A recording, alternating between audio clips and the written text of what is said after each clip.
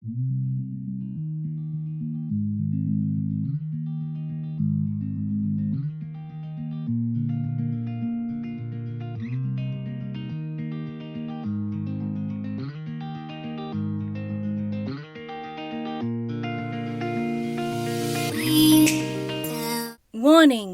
This video contains mentions of fat shaming, bullying, and eating disorders.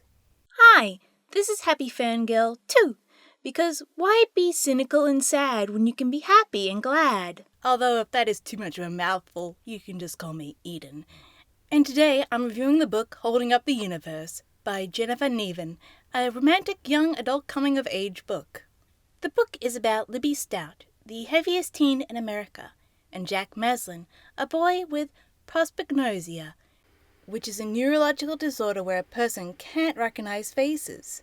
The book delves into the everyday lives of these characters and the struggles they face with their assorted difficulties with navigating the world. The chapters are divided between their points of view, but I find Jack's chapters have a depth that Libby's does not have. As characterized as the heaviest teen in America, I would expect the book to delve into her big eating disorder. But they don't talk about this and only have a brief moment of big eating relapse. I have found from my research that an eating disorder is similar to another person, and not delving into this part of the person is a great disservice to the character progression. There are a few mentions of food rules, but otherwise an eating disorder is never mentioned. While Jack, on the other hand, we get a spotlight focus on his prosopagnosia, getting a confirmed diagnosis, and the challenges that he faces with such a disorder, such as kissing the wrong girl, having trouble in a basketball game, and the accidental kidnapping incident. The quirks and characteristics of these characters make them distinct and become memorable to the reader. Each has a distinct voice and character design, so you won't accidentally mistake one character for another. They both have strong voices, and so do the supporting characters in their vapidness, in their shyness, and their youth that is present in the text, that make you want to knock the character out in flights of anger. This is presented in such line as, "It's called Fat Girl Rodeo. You go up to some fat girl, and you throw yourself around her like you're riding a bull, and hold on as tight as you can, and whoever holds on longest wins. What do I get if I win the rodeo? You win.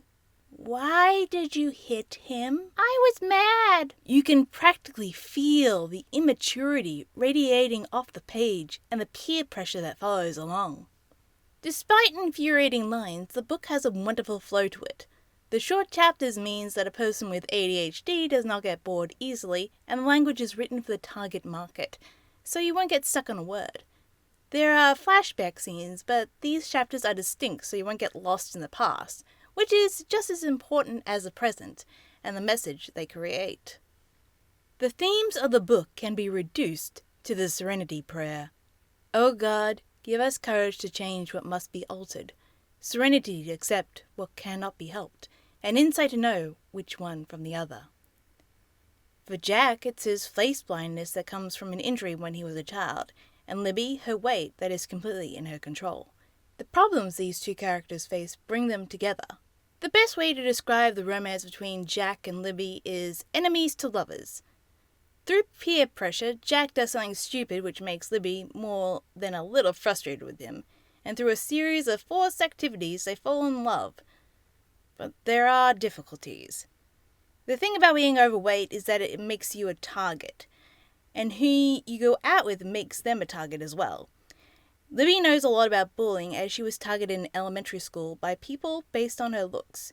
And Jack has to decide after years of blending in whether or not to stand out with Libby, because she is not one for being small. Libby is a big girl, according to herself, and with that label, fat shaming is a big part of the story.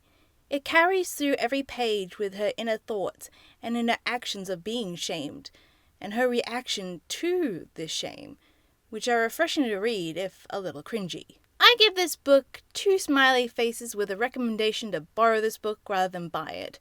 Remember to like and subscribe. I post a new video every fortnight on Friday. And remember to stay happy!